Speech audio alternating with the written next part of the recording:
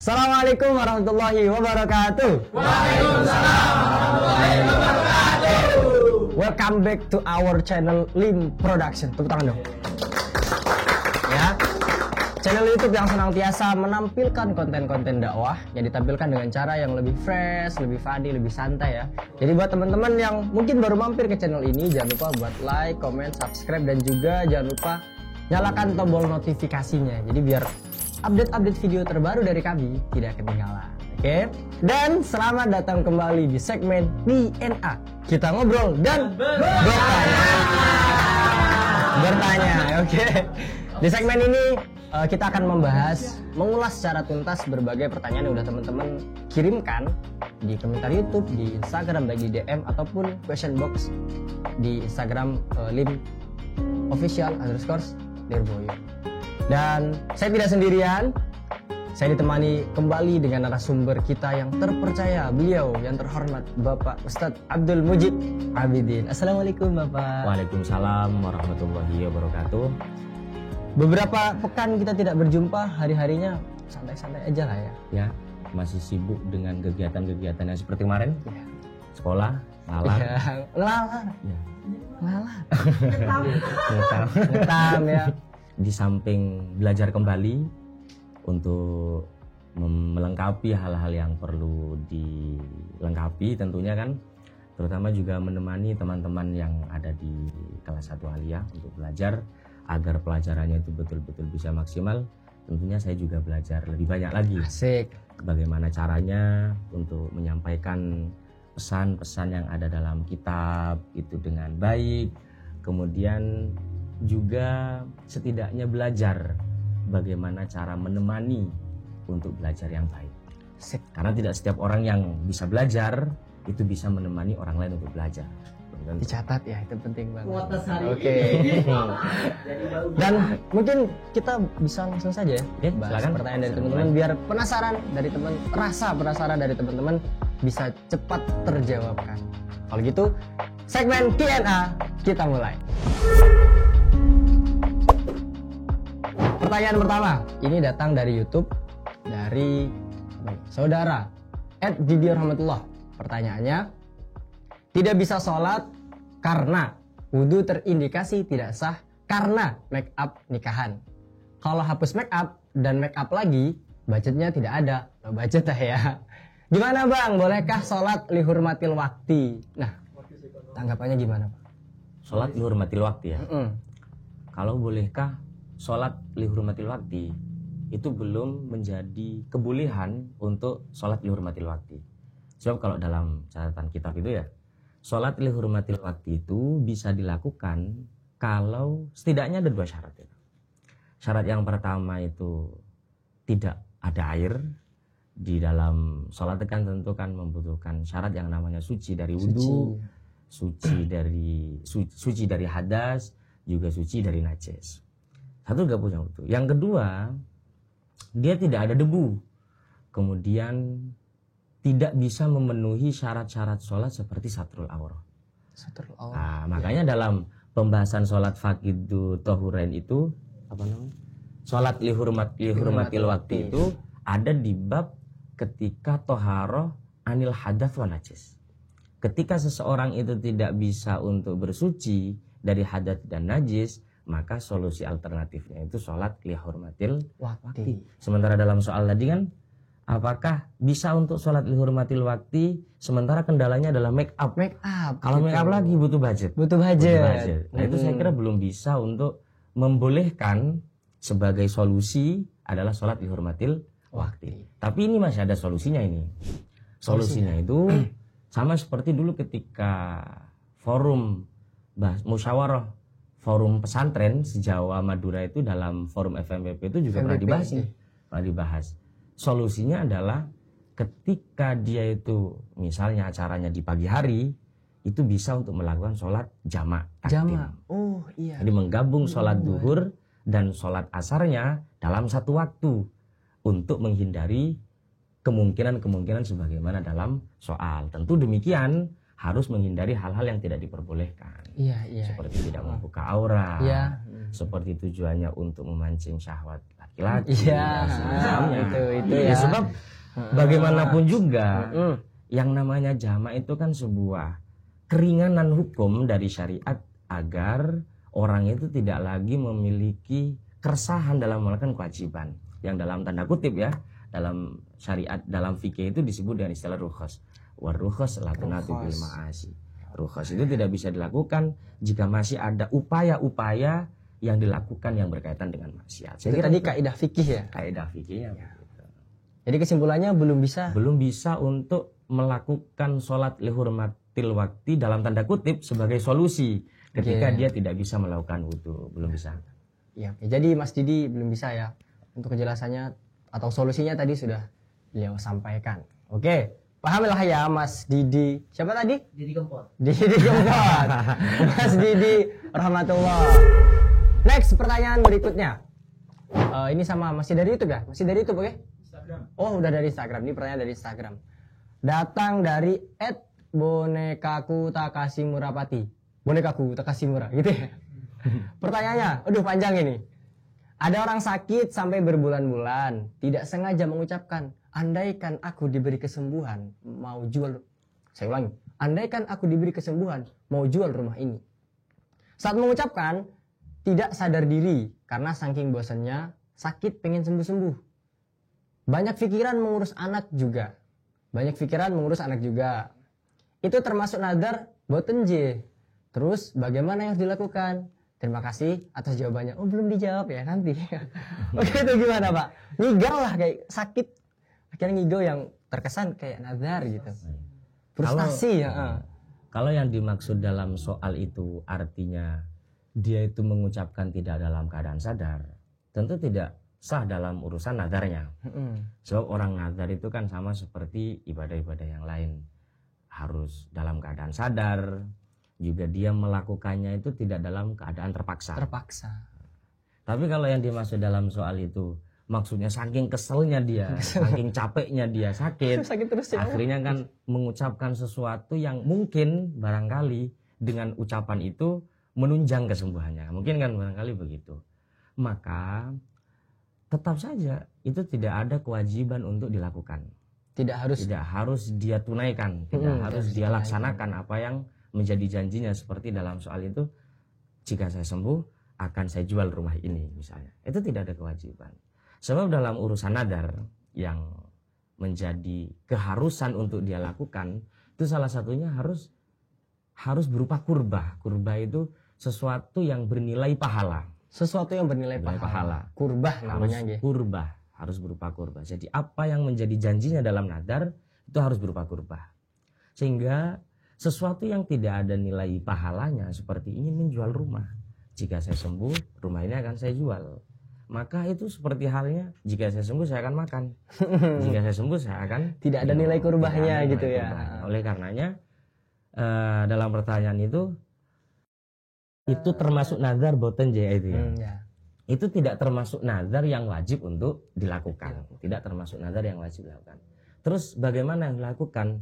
Yang dilakukan tidak ada tuntutan.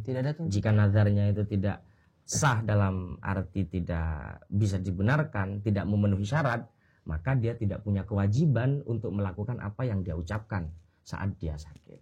Yang dilakukan ya bersyukur karena dia sudah sembuh. Harusnya bersyukur. Setidaknya ada 2 poin ya untuk jawaban ini, karena mungkin kalau seandainya dia didasari tidak sadar, jelas tidak sah. Yang kedua, yang ditujukan juga bukan berupa sifat yang bersifat kurbah itu. Ya, jadi buat ini susah banget nama akunnya. Bonekaku Takasimurapati.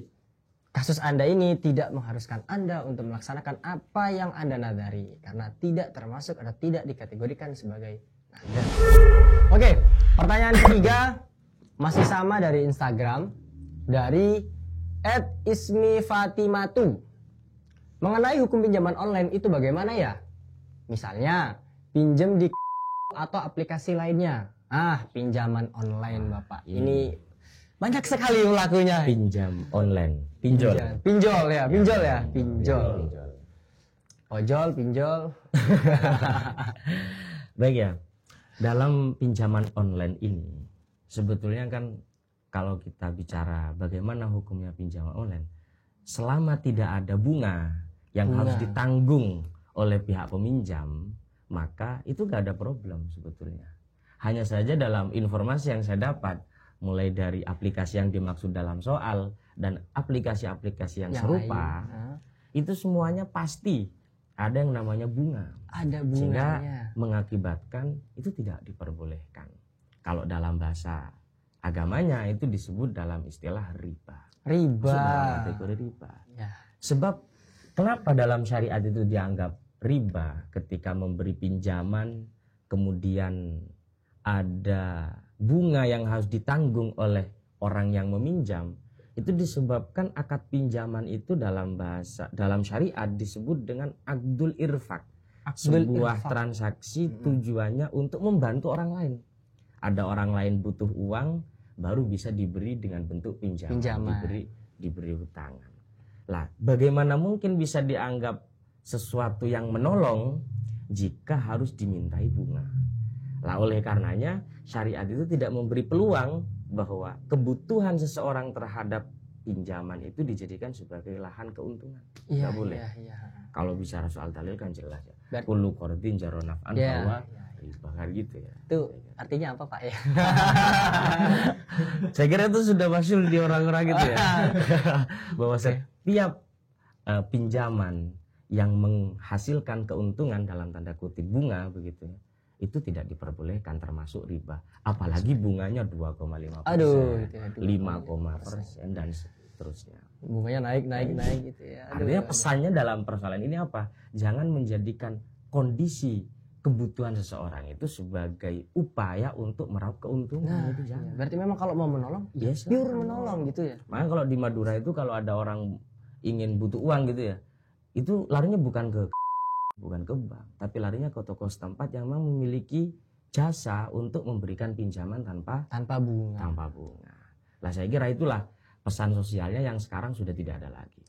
Sudah tidak ada lagi. Apalagi sekarang aplikasi ini. Seolah-olah itu semuanya ingin mengambil keuntungan setiap ada orang yang dalam keadaan kepepet. Wah, ini adalah peluang untuk mengambil sebuah cuan-cuan kan begitu. Iya ya, kayaknya menolong lah ya. Jadi kalau mau menolong ya Anda harus pure menolong. Begitu. Jadi sesuai yang beliau katakan tadi, ada beberapa hikmah yang bisa kita ambil. Oke. Ya, walaupun terkesan itu kayak menolong lah ya. Padahal menolong itu dalam pandangan syariat ya memang harus pure menolong, tidak harus ada imbal balik yang kita dapat. Jadi itu beberapa hikmah yang bisa kita dapat.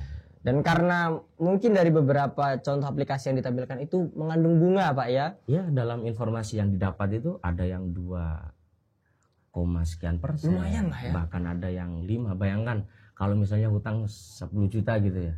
Kemudian harus ditanggung bebannya 10% misalnya kan 1 juta. 50%, 5% berarti 5 juta. Nah, dari situlah kemudian syariat memberikan rumusan bahwa hukum pinjaman yang menuntut adanya bunga dalam mengembalikan itu tidak diperbolehkan. Koyok-koyok nulung tiba-tiba mentung lah, kira-kira begitulah ya. Dan buat @ismi Fatimah tuh gak boleh kalau emang itu ada bunganya, dan mungkin dari aplikasi yang Anda pakai itu pakai bunga, maka divonis tidak bisa. Pertanyaan keempat dari gimana dibacanya? Evilma _naf. Assalamualaikum Kak, izin bertanya. Waalaikumsalam. Oke, boleh.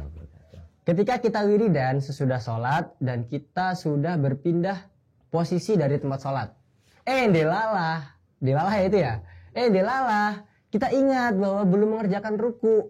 Jeda antara sholat dan ingatnya sekitar 20 menit. Itu hukumnya gimana Kak? Terima kasih. Sama-sama. Enaknya lupa melaksanakan salah satu rukun dari sholat. Ingatnya setelahnya dan mungkin jedanya sekitar 20 menit itu. Konsekuensinya bagaimana? Yang harus dilakukan apa gitu. Yang harus dilakukan itu jika memang sudah ingat betul ada rukun yang dia tinggalkan, kewajibannya adalah melakukan sholat kembali. Harus melakukan sholat dari awal. Tapi ini catatannya, jika memang dia betul-betul ingat bahwa ada salah satu rukun yang dia tinggalkan. Misalnya dia lupa ruku. Tapi kalau hanya sebatas ragu, Misalnya setelah wiridan dia ragu, apakah tadi saya ruku apa belum? Ruku belum ya. Kemudian ruku belum ya. sudah baca Fatihah apa belum? Maka itu tidak masalah. Tidak masalah. Tidak mengakibatkan sholatnya batal, sholatnya tetap sah. Tapi kalau betul-betul yakin bahwa ada sebagian rukun yang belum dia lakukan, solusinya bagaimana ketika sudah melewati 20 menit atau lebih, maka itu harus mengulangi sholatnya dari awal. Berarti sholatnya tidak lengkap. Untuk batasan waktu ingatnya? Nah, untuk batasan waktu ingat atau tidaknya itu kan kalau dalam fikih tidak disusun rapi ya. Apakah 2 menit, 3 menit, 10 menit atau bahkan 20 menit tidak disusun rapi. Yang jelas sebagian ulama itu menjelaskan biqadri raqatin. Biqadri raqatin. Sekira 1 rakaat. Kalau mungkin masih Yusa itu 1 rakaatnya mungkin 1 menit ya mungkin. Ya. Nggak ada Pak. 30 detik. Barangkali itu. Tetapi kembali kepada pertanyaan tadi, untuk batasan seberapa lama dia dianggap sudah lama meninggalkan jeda antara dia sholat dan ingat bahwa ada rukuk yang ditinggalkan, itu dikembalikan kepada kebiasaan. Kebiasaan seseorang itu 20 menit sudah dianggap lama apa tidak. Ya. Yang jelas kalau 20 menit jelas lama kan ya? Lama, itu sudah lama sekali. tapi hebat loh. Wiridan 20 menit loh dia wiridan ya kan? Wiridannya 20 menit, ternyata sholatnya nggak lengkap. Ternyata sholatnya nggak lengkap. Jadi, tapi nggak apa-apa buat Mbak Ismi tetap wiridan. Pesan saya, kalau sholat jangan lupa ruku Mbak ya. Karena itu rukun. Kalau ditinggal, konsekuensinya Anda harus mengulangi kembali sholatnya. Mengulangi kembali sholatnya. Catatannya memang harus ingat betul kalau itu tertinggal. Kalau hanya sebatas ragu-ragu apakah ruku atau tidak, maka tetap sholatnya dianggap sah. Nggak sah. Ada poin tambahan lagi mungkin? Mungkin yang perlu diberi kejelasan lebih ya, kenapa ini kok harus mengulangi sholatnya dari awal? Apakah kemudian dia tidak dianggap ruku yang sudah dilakukan, rakaat dilakukan? Sebab ketika sudah ada pemisah antara dia salam dan dia mengingat ada sekian ruku, sekian rukun yang belum dia penuhi, maka itu sudah ada jangka waktu yang dianggap memisah antara satu rakaat dengan rakaat yang lain. Itulah salah satu alasan kenapa harus mengulangi sholatnya dari awal. Benar. Oke. Jadi ilmu juga buat kita semua ya, sangat bermanfaat sekali bahwa sholat harus khusyuk, asik. Kalau semisal ingatnya itu dalam jeda waktu yang singkat, tidak sampai 20 menit, mungkin hanya 1 menit, baru zikir subhanallah 5 kali langsung ingat, maka yang harus dilakukan adalah menambah 1 rakaat. Menambah 1 rakaat. Oh iya. Misalnya setelah salam wiridan, setelah wiridan baru dia ingat, oh saya belum ruku, saya belum fatihah. Silakan tambah 1 rakaat, dan itu sudah dianggap sempurna sholatnya nanti ketika salam. Gitu ya buat Mbak Evil mah. Paham ya? Paham teman-teman semua? Paham. Oke, paham. Oke, pertanyaan yang keempat dari mungkin lain kali 12. Saya laki-laki berumur 33 tahun, menikah dengan janda berumur 46 tahun. Rosi. Masalahnya adalah bapak saya duda berumur 57 tahun, tapi masih gagah dan seorang ASN. Oke. Tanpa ada rekayasa tragedi, bapak saya suka dengan janda beranak 1 umur 25 tahun yang merupakan anak pertama dari istri saya, dari almarhum suaminya. Dan kelihatannya si janda ini juga menyukai bapak saya, karena mereka sering telepon-teleponan dan bapak saya sering memberi dia uang. Pertanyaannya, sahkah dalam agama jika bapak saya menikah dengan janda anak dari istri saya? Begitu Pak. Berarti yang ingin dinikahi itu adalah cucu tirinya. Ya? Karena anak dari anak tirinya. Sahkah mantu pernikahannya seandainya itu terjadi? Ya tetap sah. Sah. Pernikahannya itu tetap sah. Sah. Sebab cucu tiri itu tidak masuk dalam lingkaran mahram seseorang yang tidak boleh dinikahi dalam agama. Kalau dalam syariat itu kan syaratnya wanita itu bisa dinikahi tentu ketika tidak dalam kondisi iddah. Gitu. Yang kedua bukan mahramnya. Lah, apabila dia ingin menikahi cucu tirinya, maka itu tidak masalah. Sebab dalam bahasa fikih itu cucu tiri itu diistilahkan dengan bintu zaujatil ibni. Bintu zaujatil ibni. Dari istri anaknya. Putri dari istri anaknya. Itu namanya cucu tiri. Jadi tetap pernikahan bapak siapa tadi itu? Oh, tidak ada. Itu tetap Bapak ASN. Bapak yang dimaksud dalam soal itu tetap sah, tetap sah ketika memang hal itu terjadi. Itu secara hukum begitu. Tapi begini Pak, saya juga sedikit bertanya-tanya. Mungkin secara syariat kita bisa melegalkan, tapi secara sosial begitu, kita akan hidup jadi satu. Mungkin Bapak ada sedikit gambaran atau tanggapan lah minimal. Ya, kalau dalam urusan pernikahan ya, dalam urusan pernikahan itu kan sebagian orang mungkin menganggap bahwa dengan pernikahan itu kita akan memiliki kehidupan baru. Tetapi dalam waktu yang sama, kehidupan baru itu juga mengikat dengan kehidupan keluarga kita, kehidupan dengan anak kita, kehidupan dengan saudara kita, kehidupan dengan orang tua kita. Sehingga dalam persoalan akad sebetulnya kan diperlukan juga satu langkah bahwa ketika ingin menikah itu ya carilah persetujuan dari orang yang ada di sekelilingnya dulu. Walaupun itu tidak wajib ya, tidak wajib, tapi itu lebih baik itu dilakukan. Apa? Salah satu tujuan dari prinsip pernikahan itu kan wa'ashiruhunna bil ma'ruf. Berupaya bagaimana menjalin kekeluargaan itu tetap harmonis, menjalin kekeluargaan itu tetap bahagia. Bukan berarti dengan bertambahnya satu orang dalam lingkungan keluarga malah justru mengakibatkan keluarga kita terpecah-pecah. Justru malah konflik gitu. Barangkali itu. Saya begitu baca deskripsi soal saya langsung kayak kebayang FTV yang ada di TV itu yang bapakku adalah anakku gitu kan. Ibuku adalah anakku. Kebalikannya anakku adalah ibuku juga gitu. Tapi berarti kalau secara agama dilegalkan. Yang penting boleh. Ya, tinggal masnya aja pertimbangin gimana ya. Cuman kalau secara syariat ya enggak masalah gitu. Mungkin nanti Anda dipanggil sutradara buat main di FTV religi itu ya. Oke, jelas ya buat Mas, mungkin lain kali 12. Kita akan berlanjut lagi ke pertanyaan berikutnya, Pak. Dari @husnul.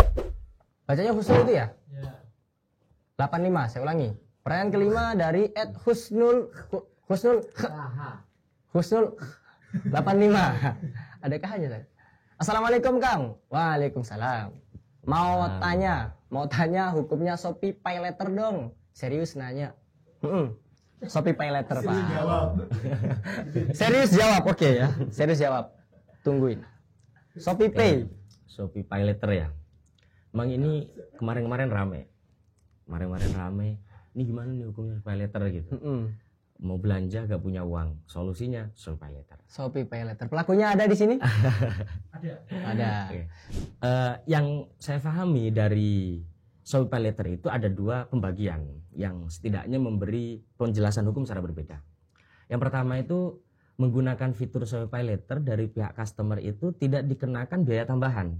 Itu menggunakan Shopee Pay Later dengan bayar nanti. Fitur bayar nanti gitu. Fitur bayar nanti. Itu gak ada bunga yang harus dia tanggung oleh pihak customer. Maka menggunakan Shopee Pay Later itu gak ada persoalan. Sebab Shopee Pay Later itu dalam ibaratnya kita menghutang ke pihak Shopee. Kita memberi barang, kita sebelum memiliki uang, maka kita hutang dulu ke pihak Shopee. Bayarnya kita nanti. Itu gak ada persoalan. Cuma yang menjadi persoalan itu ketika menggunakan Shopee Pay Later dengan cicilan 3 kali misalnya dalam 3 bulan atau 6 kali atau bahkan yang 12 kali selama 12 bulan. 1 tahun. Dalam 1 bulannya itu pasti tuh ada biaya tambahan. Ada biaya tambahan dengan jumlah sesuai dengan uang yang dipakai. Misalnya beli barang dengan harga 3 juta. 3 juta dalam 1 bulannya ada biaya tambahan 2,59%. Wah, berapa itu? Ada 2,59%. Lah yang menyebabkan tidak boleh di situ. Sebab sama seperti yang di awal tadi, menggunakan Shopee Pay Later ini ibaratnya kita ngutang ke pihak Shopee, kita pinjam ke pihak Shopee, dari pihak Shopee bisa meminjamkan asalkan ada biaya tambahan. Oleh karenanya tidak diperbolehkan. Jadi prinsipnya sama. Pihak pinjaman model apapun, entah namanya Shopee Pay Later atau nama-nama yang lain, pinjol-pinjol seperti tadi ya, yang lain, selama tidak ada biaya tambahan yang harus ditanggung oleh pihak customer, maka itu dipersilakan. No problem lah. No problem. Bahkan kalau kita pakai, ya kita alhamdulillah kita sudah dibantu oleh orang lain. Tapi kalau masih menjadikannya syarat, memberi syarat untuk menggunakan biaya tambahan, harus ada bunga 0, sekian, 2, sekian, maka itu tidak diperbolehkan. tidak diperbolehkan. Pada intinya tetap kalau ada biaya tambahan atau masuk dalam kategori riba seperti Bapak sampaikan tadi, tidak boleh. Tidak apapun boleh. Apapun bentuknya. Apapun bentuk. Tapi kalau tidak ada biaya tambahan ya sudah, kita bersyukur saja karena Kita itu bentuknya bersyukur. kita mendapat pertolongan. Oke. Walaupun sebetulnya kita juga rela. Kita rela dengan hal yang apa kita lakukan. Misalnya kita menggunakan poin Shopee Pay Later dengan 3 bulan, 6 bulan. Kita gak apa-apa lah. Kita hitung-hitung sudah dibantu dari pihak Shopee. Walaupun demikian tetap kita tidak bisa terlepas dari ketidakbolehan praktek sebagaimana yang disebutkan tadi itu. Masuk dalam kategori riba. Riba. Sebab riba itu kan dalam bahasa fikihnya itu tidak bisa dihilangkan hukum tidak baiknya, hukum dosanya lah dengan biridul muta'akidain, dengan ridhonya kedua belah Orang yang bertransaksi. Untuk barangnya bisa kita dianggap tidak menggunakan barang orang lain, tapi ketidakbolehan prakteknya itu tetap tidak menyebabkan ridho itu mengakibatkan akadnya diperbolehkan menurut syariat. Ibarat contoh begini, kalau yang ada dalam fikih itu kita gosok benda orang lain. Awalnya kita gosok, lama kelamaan mungkin orang yang memiliki barang itu sudah merelakan, itu tetap ketidakbolehan gosoknya tetap tidak boleh ya. tidak boleh. Di awalnya kan begitu, ibaratnya begitu. Jadi ridho itu tidak bisa menghilangkan ketidakbolehan praktek ribawi, gitu kira-kira. Ya gitu ya buat teman-teman. Jadi buat mungkin teman-teman yang nonton ini dan teman-teman juga menggunakan Shopee Pay Later, yang mungkin bisa mengambil pelajaran atau bisa memahami sesuai apa yang sudah disampaikan oleh Bapak Ustadz Abdul Mujib. Jadi memang karena banyak banget tuh yang pakai Shopee Pay Later ya teman-teman ya, banyak ya gitu. Jadi kesimpulannya seperti tadi ya, panjang sekali prakteknya, cara makainya juga, fitur-fiturnya dalam Shopee Pay Later, karena saya juga nggak pakai, jadi saya tidak begitu memahami. Tapi yang jelas sesuatu apapun, transaksi apapun, kalau nanti mengandung biaya tambahan yang kemudian dikategorikan ke dalam riba, itu tidak boleh gitu, karena riba ketat banget gitu ya. Dan buat Mbak siapa tadi? Mbak Husnul sudah paham lah ya. Jadi kita bisa next ke pertanyaan.